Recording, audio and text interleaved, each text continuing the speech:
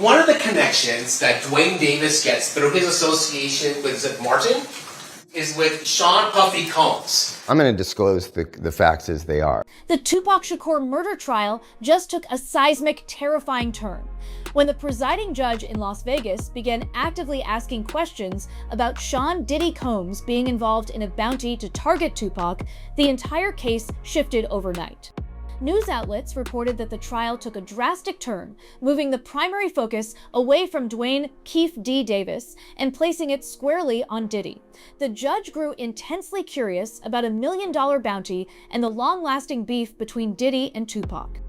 Former detectives revealed that around the time of the crime, Keffe D confessed that Diddy paid him $1 million, a classic contract-killing scenario that resulted in the unthinkable happening. Prosecutors even dropped Eminem lyrics into the court record, pointing to the line where M raps. He didn't just spell the word rapper and leave out a P, Diddy. Rest in peace, Biggie and Tupac, both of y'all should be livid. But I'm not trying to beef with him because he might put a hit on me like Keffe D did him. The courtroom went completely speechless after hearing those bars name-dropping Diddy, Biggie, Tupac, and Keffe D. Hours later, that question was answered when a retired police detective took the stand to expose the raw truth. Retired Detective Darren Dupree testified about previous conversations investigators had with Keffe D. According to Dupree, investigators were initially speaking with Davis regarding the 1997 murder of the notorious B.I.G., when Davis voluntarily began sharing information about Tupac's death. This is a lot deeper than that. Sean Puffy Combs was supposed to have given money to Zip Martin to give to Mr. Davis for payment of the Tupac. Fast forward, we go to Mr. Davis. He says he can rekindle that relationship with Mr. Zip Martin and get him to talk about the money that was given from Sean Puffy Combs to Mr. Martin that never got to Mr. Davis. You brought up the fact that Mr. Davis said basically Sean Puffy Combs solicited the of Shogun and Tupac during the course of that conversation. Yeah. This revelation blows the entire Tupac case wide open, expanding directly into the passing of Biggie Smalls and exposing how deeply the 90s music industry was fractured. Investigators found historical evidence that Diddy had targeted Tupac in the past, an angle that was allegedly swept under the rug by police at the time and only investigated for a single day. I believe so. I do believe so. I have proved things that I could say that will back up my claim, but this is not for the world to know about. You know what I mean? It's between me and him, and only he knows. So every time he say it didn't happen or that's the only thing that makes this become an issue to everybody. I was acting. Who gets shot 5 times in acts? Oh, I didn't get shot 5 times in their vision. I only got shot once because they found the book. The police found it, but now they the cops. Now they doing detective work. Police eventually pieced together the root trigger behind the bad blood. On November 18, 1995, Tupac was photographed with Diddy's then partner, Sarah Chapman. Diddy was furious because he viewed Chapman as his dream girl, and he despised seeing Tupac with her. This personal insult allegedly drove Diddy to reach out to Keffe D to take out Tupac for good. And one of the connections that Dwayne Davis gets through his association with Zip Martin is with Sean Puffy Combs, who was then the CEO of Bad Boy Entertainment. Sean Combs wanted some security when he came out to the West Coast. He was worried about Mob Piru. He was worried about the members of Row Records. And so Dwayne "Keffe D" Davis agreed to be around to act as unofficial security for Sean Combs and his artists when they came out west, in order specifically to ensure there are no problems with Mob Pyro and Row Records. However, when Keffe D was later brought in for formal interviews years down the line, he admitted to Diddy being the ultimate mastermind. All 4 of those occasions, there's San Diego, Anaheim, Irvine, and Vegas. Which ones do you actually talk to Puffy at? Every one. Every one of them. Which of those 4 is it when you talk to him about Tupac? It was really about both of them. Either one. It was Tupac and Suge, you mean? yeah. Investigators pressed for the core motivation.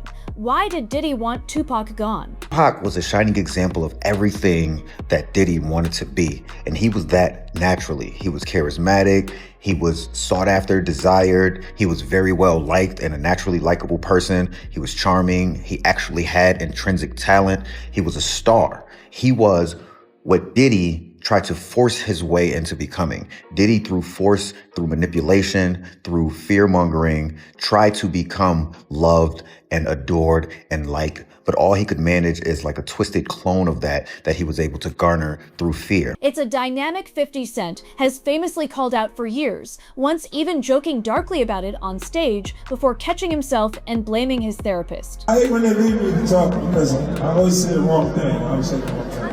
Last time they left me, I said something about Puffy. You saw that? You saw that clip? Yeah!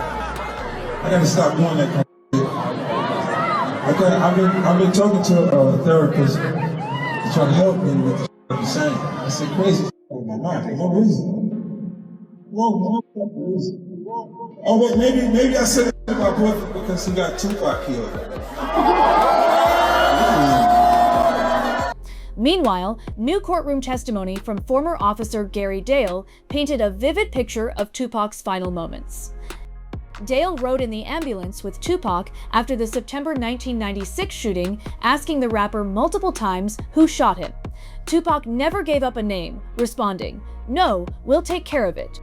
Investigators believe Tupac knew precisely who was behind the hit, because moments before the shots rang out, he locked eyes with Keffe D and instinctively reached for a firearm. Trying to talk to him to find out what had happened, excuse me, gather information to see who would.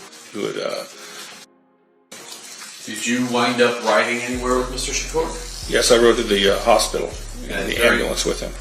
During that time period, between the time you get to Mr. Shakur and the time period he gets taken into the hospital, are you able to have any sort of communication with Mr. Shakur? He was still talking, and I was trying to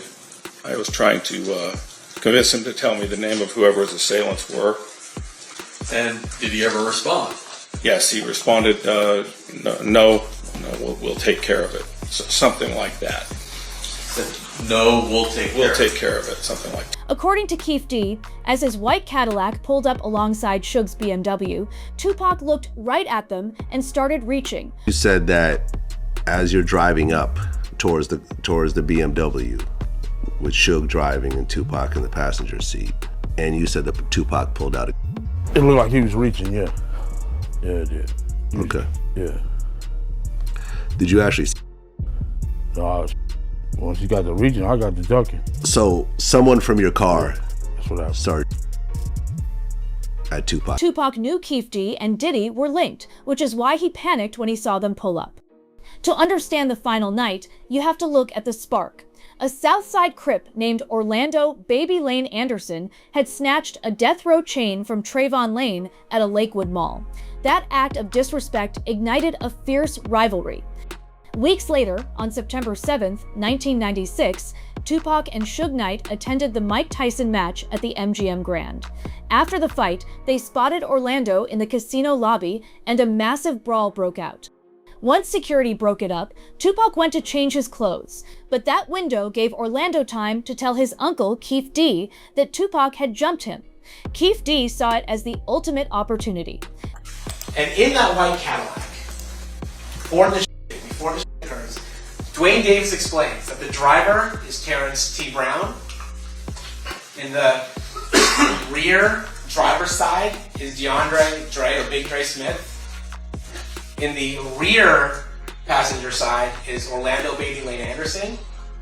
And Dwayne Davis himself, Keffe D, is in the front passenger side. As Tupac rode through Las Vegas in Suge Knight's black BMW, rolling down the windows, turning up the music, and dancing out the side like he was in a parade, he drew the attention of Keffe D's crew.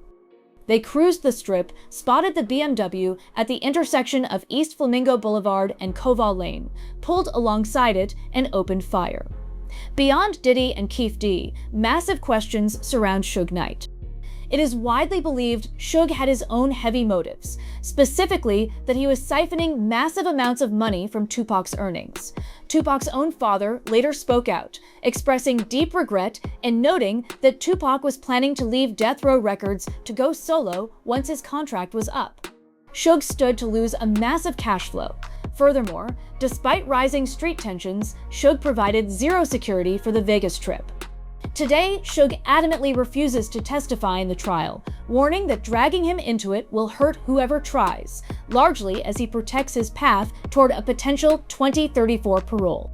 Adding an incredible twist, investigator Russell Poole suspected Suge actually arranged the hit to trap Tupac before he could leave the label, attempting to frame the rival Blue Team and specifically trying to frame Snoop Dogg. Just 24 hours before the shooting, a severe altercation had broken out on a private plane between Suge, Tupac, and Snoop. Last time me and Tupac was on the same page, and I did an interview with Angie Martinez, and she asked me, how did I feel about Puffy and Biggie? And I told her that I liked their music and I want to do music with them. Death Row didn't like that, Tupac didn't like that, so we had a misunderstanding. So on the flight back to LA, I didn't feel comfortable around them for what they had did, as far as I didn't let my security ride with me. So to protect myself and to prevent from happening, I slept under a blanket with the knife and the fork just in case something was to go wrong, but it didn't. Because of that intense falling out, Snoop chose not to go to Las Vegas with them. Looking back, Snoop's deep ties and street instincts likely saved his life, allowing him to walk away from a tragedy that could easily have caught him in the crossfire. As the trial moves forward with shocking courtroom audio, unsealed police documents, and decades-old secrets coming to light, the true story behind hip-hop's darkest tragedy is finally being laid bare.